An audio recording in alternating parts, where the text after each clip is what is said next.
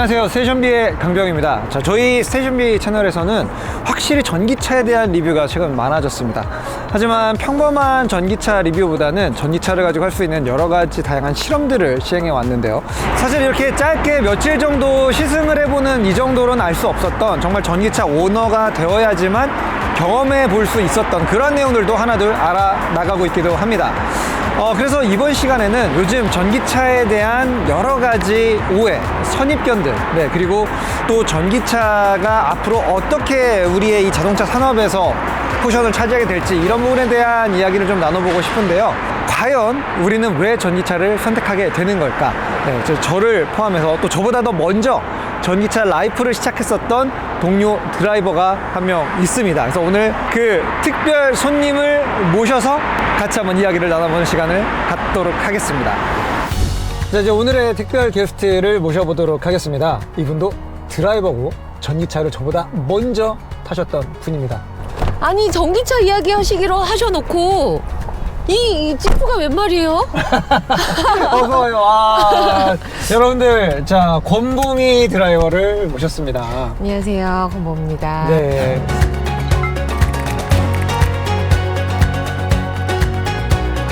저의 첫 전기차.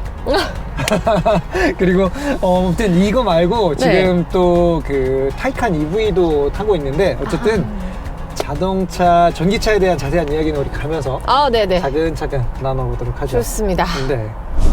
오늘 우리 권보미 드라이버를 모신 이유는 워낙 잘 여러분들 화면에서 익숙하게 봐온 얼굴이기도 하지만, 그 제가 아는 제 주변 드라이버들 중에서 전기차 라이프를 가장 먼저 시작했던 드라이버이기도 했어요. 맞아요. 그 처음 전기차를 샀던 게 언제였죠? 그게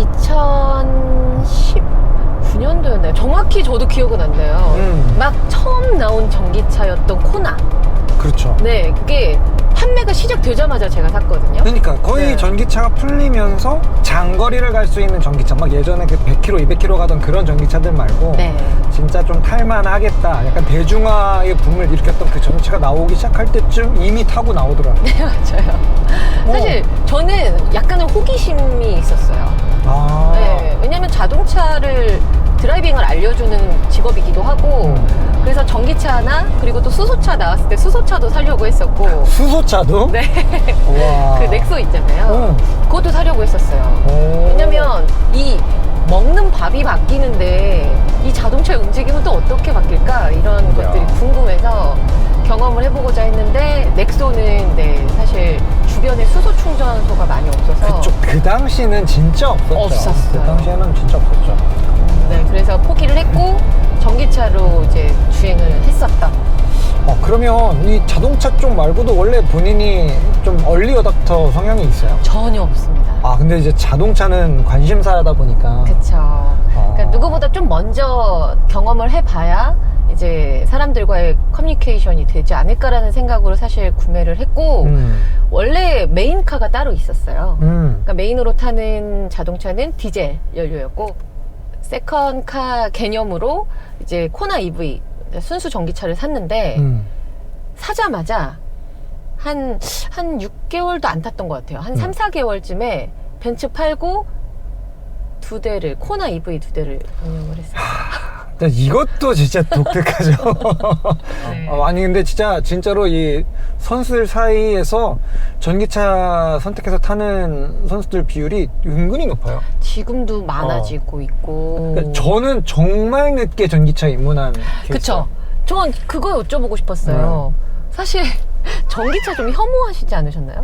아니요. 저는 그런 종류는 아니었어요. 그러니까 전기차에 대한 호기심이 있고, 그리고 이제 전기차들 나오면 또 리뷰하면서 타보면서 이게 전기차도 같은 전기차가 아니라 다 장르가 다르더라고요. 일단 운전이 재미있는 전기차도 있고, 이제 그런 걸 전혀 고려하지 않는 차량들도 있고, 막 이런 것들을 다 좀 배워가고 있었는데, 뭐랄까, 전기차가 싫다기보다는 그냥 큰 니즈가 없었달까요? 그리고 이제 이미 엔진으로 여러 가지 매력을 가지고 있는 차량들을 이렇게 보유를 하고 있었기 때문에 사실 그렇게 심각하게 고려 자체를 안 해왔었어요. 그러면 사실 사실 그 내연기관차가 주는 운전의 재미 때문에 사실 호기심만 갖고 계신 거지 전기차를 구매까지는 안 하셨던 거잖아요. 그렇죠. 지금 타고 계시는 이 차량도 PHEV고. 맞아요. 그러니까 단거리용 전기차가 있고, 네. 장거리용 전기차도 있고, 그리고 이제 엔진 차량도 있고. 아, 다양하게 갖고 계시네요. 그러면 각각에 대한 매력이 있는지, 어떤 장점이 있는지 좀 설명해 주세요. 일단 이게 여건이 된다면 네. 사실 지금처럼 이 엔진차랑 PHEV나 BEV를 이렇게 같이 가지고 있는 조합이 저는 너무 만족스럽기는 해요.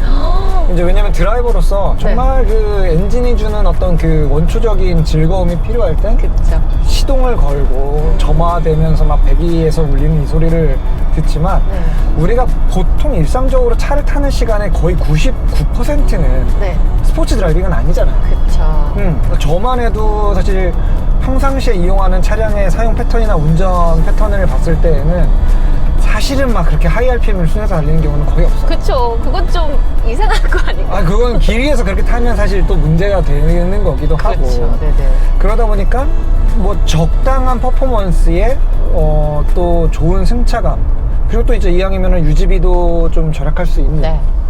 그런 자동차. 근데 사실 그게 전기차가 가지고 있는 대부분의 장점들이랑 좀 잘 엮이더라고요. 이 차 뽑고 지금 벌써 6개월째인데 주유소를 한 달에 한 번 가요. 그러면 완전 거의 안 는다고 보세요. 네, 지금까지 주유소 5번 갔어요. 5번. 이 차를 선택하게 된 결정적인 계기가 네. 저는 이제 아파트에 사는데 요즘 이제 아파트에 충전기가 의무화 됐잖아요. 그쵸. 근데 우리 동에만 충전기가 3대만 있었는데 네네네. 그런데 작년 하반기에 그게 10세대로 늘어났어요. 확 늘어났죠. 확 늘어났어요. 법규가 바뀌면서. 그러니까 언제 가도 충전을 기다릴 필요가 없어요. 그러면은 이거는 진짜 엄청난 편리함으로 오게 되더라고요. 그렇죠. 그렇다면 지금 이게 사실 급속 충전이라는 게 핸드폰 충전도 급속으로 하게 되면 무리가 되는 것처럼 급속보다는 완속이 좋다라고 이야기를 해주셨잖아요. 그러면 배터리를 관리하는 뭐 특별한 노하우 있으세요? 사실 근데 이게 어디까지나 공학적으로 이론적으로 봤을 때 그 완속 충전이 그래도 조금 더 낫다라고 하지만 체감적으로 느낄 수 있는 급속으로 하면 그 배터리 컨디션이 그만큼 빨리 노후가 되는 거냐라고 봤을 때 사실 급속으로 하는 것도 배터리가 굉장히 오래 건강하게 갑니다. 그래서 뭐 충전할 때 굳이 내가 지금 급속 2번 했으니까 그 다음에 꼭 완속을 한번 물려야지 뭐 이런 어떤 강박을 가질 필요는 사실상 없어요. 저는 좀 신기한 게 저는 제가 전기차 탈 때도 많은 사람들이 신기해했지만 저는 오빠가 전기차를 선택을 하셨다고 했을 때 저 진짜 너무 신기했어요.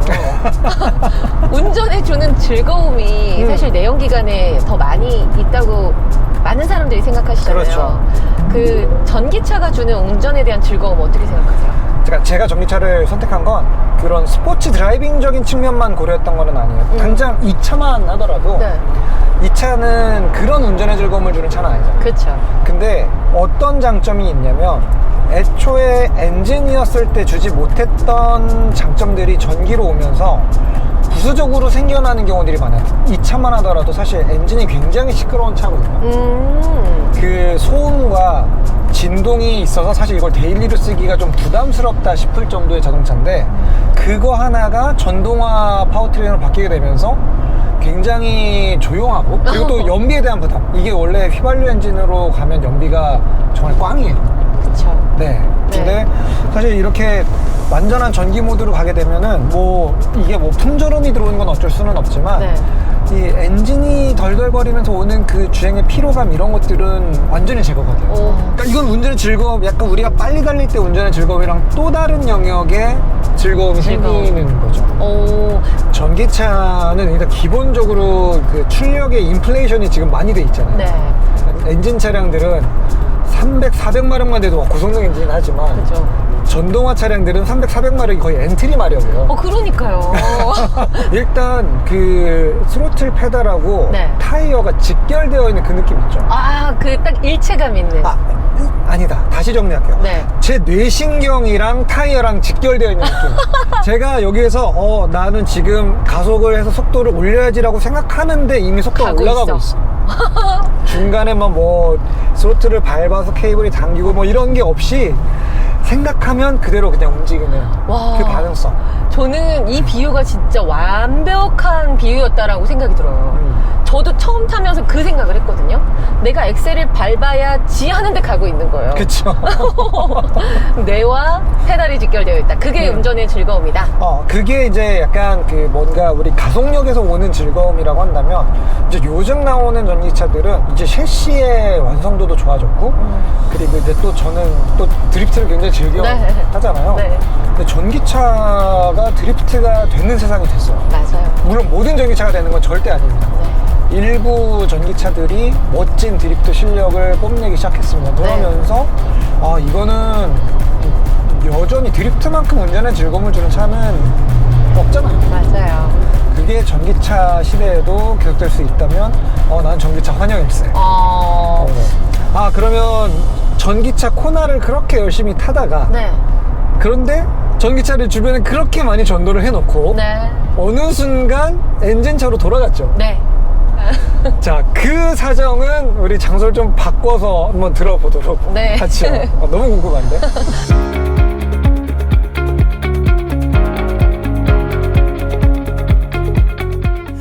자, 이제 우리가 여기 서울 터미널 P까지 오는 길에 네.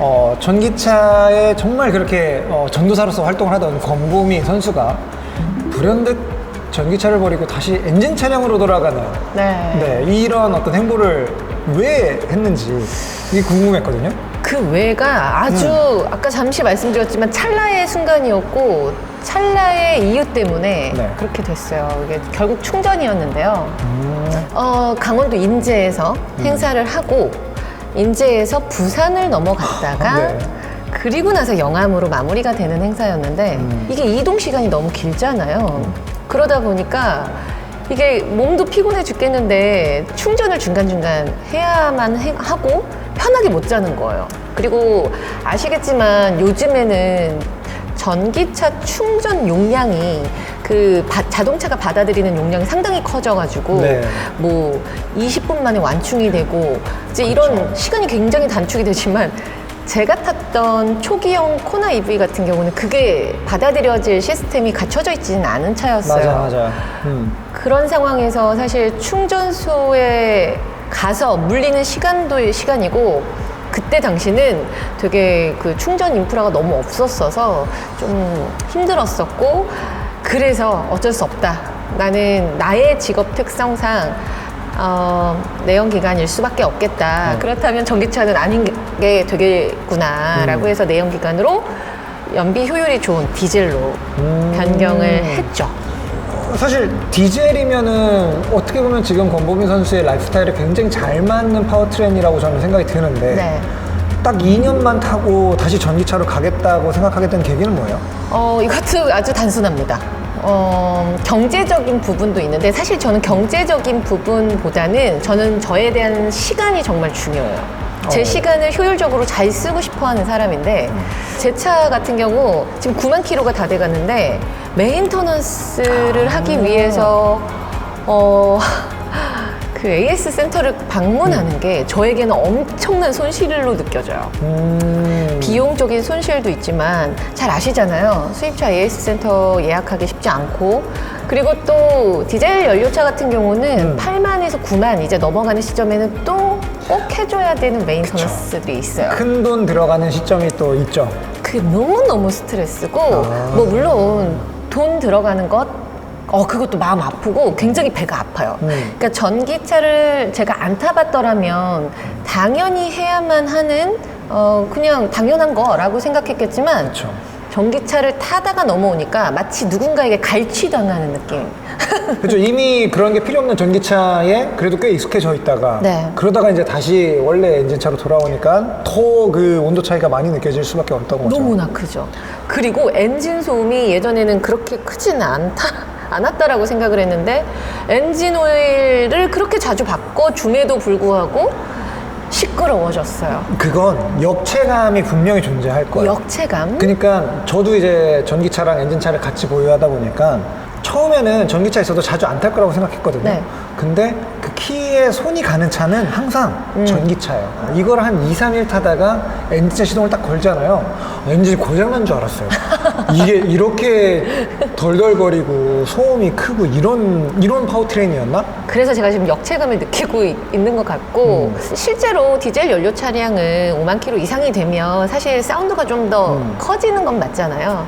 그러다 보니까 저는 다시 전기차로 무조건 갈 겁니다. 그래서 전기차를 기다리고 있고, 그래서 사실 제 차를 빨리 매각하고, 그러니까 중고차로 빨리 팔아버리고 전기차를 후보에 올려둔 아이들 중에 어떤 차를 살지 좀 신중하게 고민을 하고 있어요. 그 전기차 오너로 있으면서 전기차를 운영할 때 다 좋을 수만은 없잖아요. 네네네. 뭔가 좀 전기차의 약점? 오너로서 느꼈던 불편했던 점? 불편했던 점. 사실 전 거의 전반적으로 다 좋았거든요. 그런데 딱 한 가지를 꼽자면 타이어예요. 타이어의 마모가 좀 빠른 편이죠. 빠릅니다. 일반 내연기관을 타다가 전기차로 가면 갑자기 뭐 타이어가 갑자기 막 어디로 없어지는, 사라지는 기분이에요. 나 5분만 전에 바꾼 것 같은데 또 갈아야 하고, 사실 그 부분은 불편했던 것 같아요. 그러면 그때 그 10만 킬로 타면서 타이어를 몇 차례 바꿨어요? 굉장히 많이 바꿨던 것 같아요.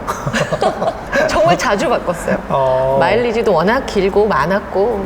그래서 사실 전기차 타이어 시장도 지금 커졌잖아요. 네. 그러니까 기존 타이어로는 이 전기차의 스펙을 받아내기가 뭐 수명이라든지 그립이라든지 이런 것들이 좀 아쉬웠던 게 그 당시 상황이었던 거예요. 아하. 그래서 그럼 지금은 그 전기차 전용 타이어로 개발이 됐기 때문에 더 마일리지가 길어지나요? 그렇죠. 지금은 훨씬 더 수명도 길어지고 그립도 더 좋고, 좋아지고. 네, 그리고 또 주행 소음도 줄어들고, 이러한 타이어들이 속속들이 이제 각 브랜드들마다 막 열심히 내놓고 있는 상황이 된 거죠. 그럼 결국에는 딱 전기차가 계속 발전이 되면서 단점마저도 결국 좋아지고 있고 앞으로 더 좋아지겠다라는 결과가 나오네요. 아까 저 보미 선수가 비슷하게 얘기를 했는데, 그 충전소 검색해서 갔는데 뭔가 사용을 못하는 상황들, 충전기가 고장났거나 뭐 통신 오류됐거나 결제 실패되거나 이런 게 한 10이나 20번에 한 번 정도씩은 경험하는 것 같아요.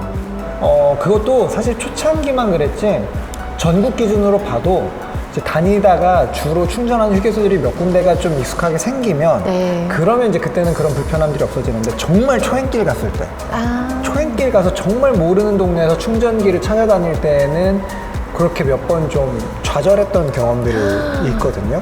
네, 근데 진짜 확실히 그런 전기차 충전 인프라들은 계속해서 매일매일 좋아지고 있다는 게 느껴지고는 있어요. 맞아요. 저희가 저희 채널에서 좀 재미있는 실험 중에 하나가 그 타이칸으로 24시간 챌린지, 24시간 동안 충전하고 주행하고 이걸 하면서 얼마나 멀리 갈 수 있느냐, 이걸 봤는데, 그러려면 충전을 정말 빨리 끝내야 되거든요. 그렇죠.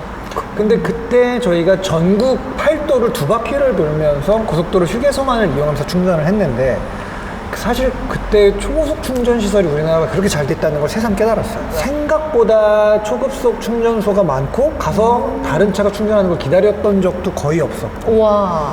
그때는 저희가 충전을 위해서 한 번 멈춰서 20분 이상 써본 적이 없어요. 와, 이건 정말 대단한 어마어마한 일인데요. 그래서 빨리 전기차를 제가 사야 되겠다는 마음이 드는 거예요. 왜냐면 저는 그 혜택을 누려보지 못했기 때문에. 그렇죠. 그래서 지금 또 전기차를 다시 타게 되면 과거의 그 EV 때보다는 아마 훨씬 더 편하다라고 느껴지는 그런 상황일 거예요. 여기 이 자동차 좋아하는 사람들이 모이는 이곳, 서울티너 PA 이 카페에도 보면은 이제 위에 영상 보면 종종 그 해외 레이스카들이 막 이렇게 열심히 달리는 모습들이 나오는데, 대부분의 레이스카들은 다 전동화 파워트레인을 이미 가지고 있습니다. 그 24시간 내구 레이스에 나가고 있는 프로토타입들도 꽤 오래전부터 이 하이브리드 타입을 쓰고 있고, 그리고 또 뭐 ETCR이라고 해서 투어링카 레이스도 전기로만 가는 이런 버전들이 있고, 그리고 이제 올해에는 국내 모터스포츠 씬에도 전기차 레이스가 또 들어오잖아요. 맞아요. 그게 가능한 이유는 우리나라 브랜드에서 고성능 전기차가 나왔기 때문이지 않을까 생각을 해요. 일단 자동차가 가지고 있는 에너지의 101%를 사용하면서 만들어내야 되는 건데, 어떤 퍼포먼스와 재미를 줄지 사실 저 굉장히 기대가 많이 되고 걱정했어요. 만약 사고가 나게 되면 어떨까? 그리고 그 상황에서 위험하진 않을까? 뭐 이런 생각들을 사실 하기는 했는데, 그러니까 전기차를 이미 도입시켜서 해외 레이스를 하고 있는 상황을 지켜봤을 때 충분히 가능하구나라는 생각이고요. 올해 그래서 저도 굉장히 많이 기대가 돼요. 그렇죠. 지금 이제 곰보미 해설이 경기 중계를 하게 될 N 페스티벌에도 네. 이 N1이라고 하는 새로운 전기차 클래스가 이제 2024년 정말 역사적인 해입니다, 올해가. 네, 정말 네. 올해가 정말 중요한 해인 것 같아요. 그렇죠. 네. 네. 또 사실 레이스를 한다라는 게 결국 자동차 개발 과정인 거잖아요. 그렇죠. 그러면 이렇게 레이스를 하면 이 안에서 분명 단점이 보일 거고 그 단점을 그냥 놔둘 브랜드들이 아니잖아요. 그러면 얼마만큼 더 우리나라 시장에 더 좋은 전기차가 나올 수 있을까에 대한 기대감도 저는 사실 가지고 있어요. 지금 전기차가 새로 이제 막 그 도약기는 끝났죠. 이제 성장기로 막 넘어오는 지금 이 시점도 그 좀 거시적인 관점에서 봤을 때는 진짜 테스트베드가 필요한 상황이거든요. 네. 가혹 조건의 전기차의 극한의 어떤 상황에서 견디는 능력들. 네. 이런 부분들에 대한 시도가 이제 전 세계와 이제 한국에서까지도 시도가 되고 있으니까 보다 전기차를 믿고 탈 만한 그런 네. 시대가 또 오지 않을까 싶어요. 네, 정말 그런 시대가 왔으면 좋겠네요.